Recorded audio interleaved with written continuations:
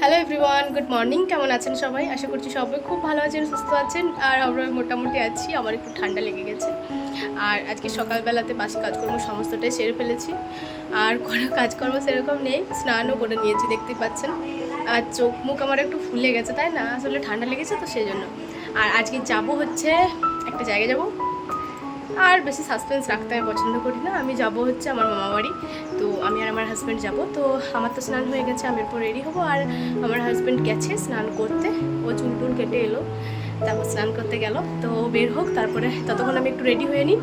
আর তারপরে খাওয়া দাওয়ার পরে জামা কিংবা শাড়ি যা পরবো এখন আমি ডিসাইড করতে পারিনি।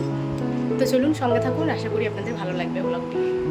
প্রত্যেকবার যখনই আমি সাজগোজ করি তখন কিন্তু রেডি হওয়ার আগে, মানে শাড়ি কিংবা জামা যাই পরি না কেন, ওটা পরার আগে আমি মুখে যে একটু সাজগোজ থাকে সেটা কমপ্লিট করে নিই। তো এই যে প্রথমেই চুলটা আঁচড়ে নিচ্ছি। আর আপনারা দেখলেনই আমার চুলের কি অবস্থা। আসলে চুলটা তো সবসময় ওপর দিকে তোলা থাকে, সেজন্যই না চুলটা এরকম জট পেকে গেছে। তবে এখন যতই জট পেকে যাক না কেন, খুব একটা চুল ওঠে না, ওই 2-4টে মতনই ওঠে। তবে আমি যখন আমার হাজবেন্ডের সাথে ওর কাজের ওখানে থাকতাম তখন কিন্তু আমার চিরুনি ভর্তি চুল উঠতো, জানেন।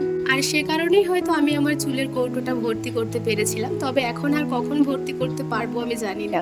আর বন্ধুরা, আমি তো সব সময় একই রকমই হেয়ার স্টাইল করি, বাড়িতে থাকি কিংবা কোথাও যাই, এই একটা হেয়ার স্টাইলই আমি সব সময় করে থাকি। তবে যখন বিয়ে বাড়ি থাকে তখন কিন্তু অন্যরকম হেয়ার স্টাইল করি আর স্মৃতিবদ্ধ সিঁদুর পরি, এতে করে কিন্তু দেখতে বেশ ভালো লাগে। মুখের ওপরে আমি সেরকম কিছু ব্যবহার করি না, এই যে পন্ডস ক্রিমটাই ব্যবহার করি, যেটা আমি রেগুলার ব্যবহার করি আর কি। পন্ডস ক্রিমটির সাথে অল্প করে গ্লিসারিন মিক্স করে এই যে ফেসের মধ্যে অ্যাপ্লাই করে নিয়েছি। আর তারপরে একটা কাপড় দিয়ে ভালো করে মুছে নিয়েছি ফেসটা। কাপড় দিয়ে মুছে নিলে মুখটা আর খ্যাস খ্যাস করে না, নয়তো কিন্তু অনেকটাই খসখস করে। আর তারপরে এই যে একটু পন্ডস পাউডার লাগিয়ে নিচ্ছি। এই পাউডারটা কিন্তু রেগুলার ব্যবহার করি না, তবে কোথাও যাতায়াত করলে ব্যবহার করি।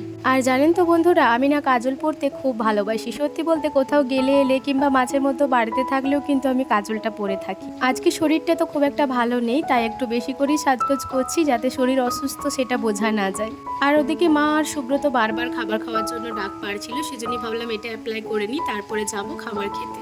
আজকে সকালবেলা মা আলু কলাই কুমড়ো সেদ্ধ করেছিল, সেই দিয়ে মুড়ি খাবারটা সেরে ফেললাম। মানে আমার হাজব্যান্ডের সাথে অল্প করে খেলাম। আমার শরীরটা প্রচন্ড পরিমাণে খারাপ লাগছিল, তাই খাবার দাবার খেতেও ইচ্ছা করছিল না। সে কারণেই সুব্রতর সাথে অল্প করে খেয়ে নিলাম। আর তারপরে রেডিও হয়ে গেছি। এই যে শাড়িটাই পরলাম, ভাবলাম অনেকদিন পরে যাচ্ছি, তারপরে হাজব্যান্ডের সাথে যাচ্ছি, তাহলে শাড়িটাই না হয় পরে যায়। আর কানেরটা জানেন তো খুবই লাগছিল হেলমেটটা পরার পরে, যেহেতু দুল কানের গুলো পরেছিলাম, তো ওই জন্যই একটু প্রবলেম হচ্ছিল। আর তারপরে দেখুন আমি আর আমার হাজব্যান্ড বেরিয়েও পড়েছি গাড়ি করে। আর এই যে রাস্তাটি দেখছেন, এই রাস্তাটি আমার প্রচন্ড পরিমাণে প্রিয়। মানে আগে ছোটবেলায় যখন এদিকে আসতাম আর কি, মানে আমাদের তো পাশে দাদুদের বাড়ি আছে, মানে আমার দিদিমার বাবার বাড়ি, তো ওদের বাড়ি যখন আসতাম তখন এই রাস্তাটি হয়ে আসতাম। তবে এই মাঝে কিছুদিন কিন্তু রাস্তাটি প্রচন্ড খারাপ ছিল, আবার এই রাস্তাটি সারানো হয়েছে। তো আজকে অনেকদিন পরে এই রাস্তা দিয়ে যাচ্ছি, খুবই ভালো লাগছে।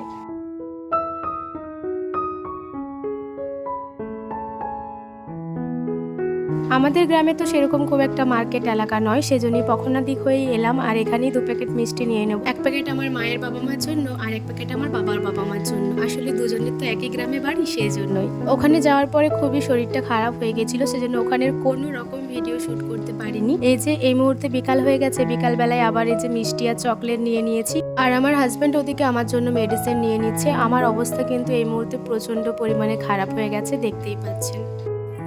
গেটটা খুলে দাও তো, জামাইবাবুকে নিতে আসছে। খুলো খুলো, গেটটা খুলো। যেহেতু বাড়িতে পশেন মামা আরে রয়েছে, তো বুনুও রয়েছে, সেজন্যই আর কি বুনুর জন্য চকলেট আনা হয়েছিল। ও তো জামাইবাবু জামাইবাবু করে পাগল। আমাদের গাড়ির আওয়াজ পাওয়া মাত্রই দৌড়ে চলে এসেছে দরজা গোড়াতে। আর এই যে ওর হাতটা ধরে ধরে বাড়িতে নিয়ে যাচ্ছে। বাড়িতে আসার পরে আমি অল্প কটা মুড়ি খেয়েছিলাম, তারপর মেডিসিনটা খেয়েছিলাম, তারপর একটু ভালো ছিলাম। তবে শরীরটা খুবই খারাপ হওয়ার কারণে আর কোনো রকম ভিডিও শুট করতে পারিনি। তাই আজকের ভিডিওটা এখানেই শেষ করছি। ভিডিওটি ভালো লাগলে একটি লাইক করে দেবেন এবং সাবস্ক্রাইব করে আমার চ্যানেলটির পাশে থাকবেন। সবাই ভালো থাকবেন, সুস্থ থাকবেন। আবারও দেখা হবে পরের কোনো একটি ব্লগে। টাটা।